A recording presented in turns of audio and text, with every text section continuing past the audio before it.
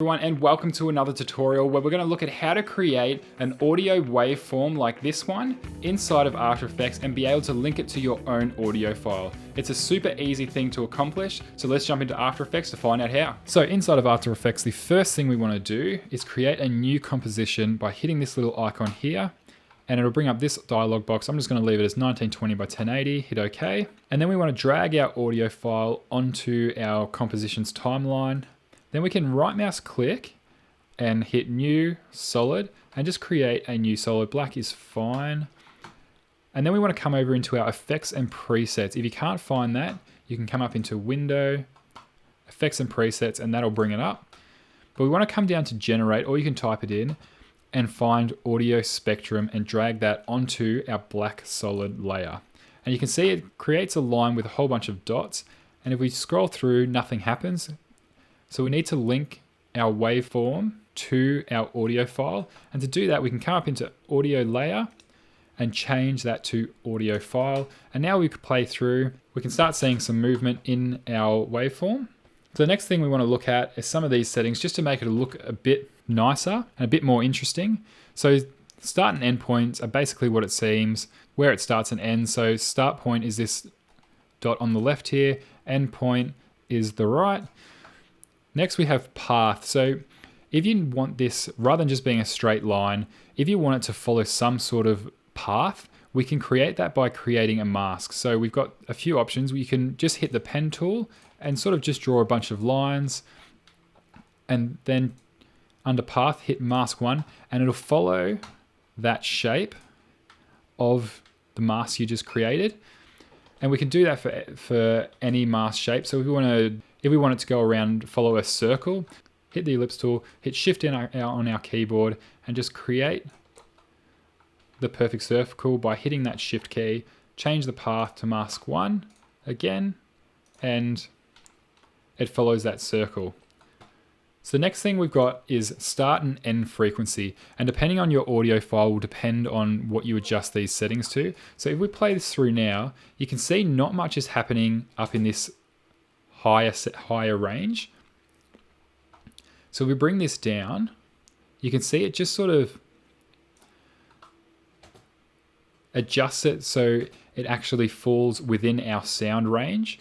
So you can just play around with that to get the settings right for your audio clip, because you don't want to play a bunch down here but nothing to happen up here, because it just gets a bit boring. So if we adjust it, now we've got the whole waveform bouncing up and down just to make it a bit more interesting. Next we have frequency bands, and that's just how many lines we have. So at the moment it's on 64, but if we increase that, you can see it creates a lot more lines, to the point if we just keep increasing it, it basically creates it to the point where it's almost a solid layer, which kind of looks pretty cool. So we might leave it at about that for now, but you can adjust that based on your preference. Next we have our maximum height, and that's just what it seems to be. It's just the height of our waveform. So if we increase that, you can see it jumps up a hell of a lot more. So we might just bring that down a bit. So audio duration and offset, we don't need to worry about too much. So we'll come down to thickness. And if we put our bands back down to 64 to show the example, and our thickness is just purely how thick the lines are. So we increase the thickness, creates the thicker lines.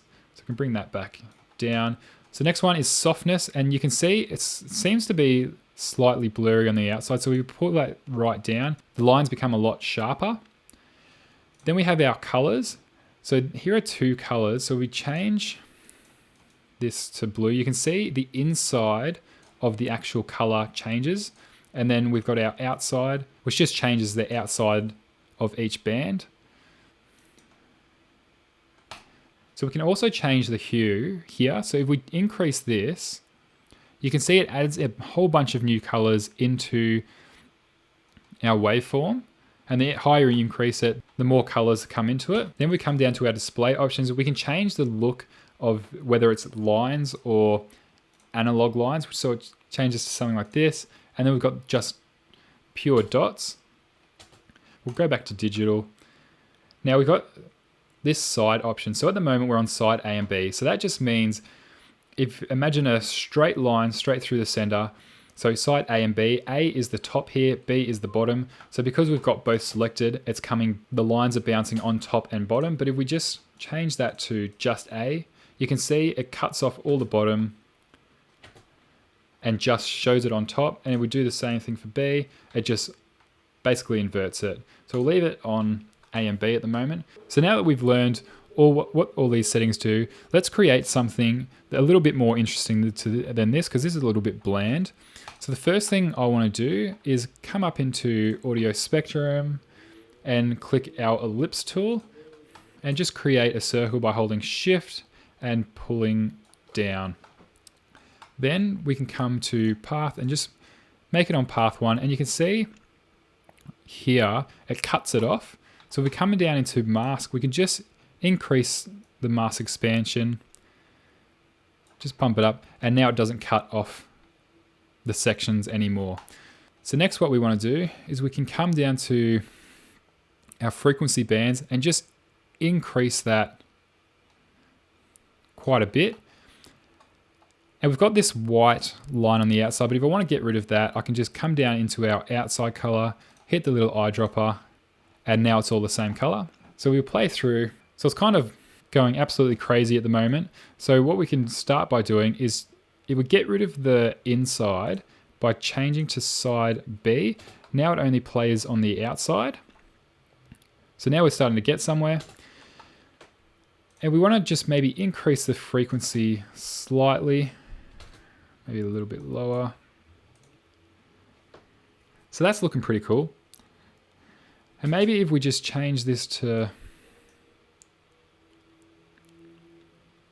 maybe that at 90 and just add some nice colors into that.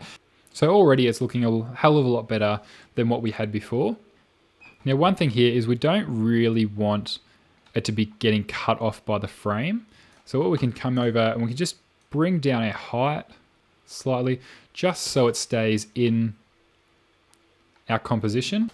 So we've got our waveform looking pretty cool, but if we want to add one more effect to it to make it really pop out, we can come over back into our effects and presets, back down to generate and find CC Lightburst 2.5 and drag that just underneath our audio spectrum. And if we hit that, you can already see it's got this sort of cool glow to it.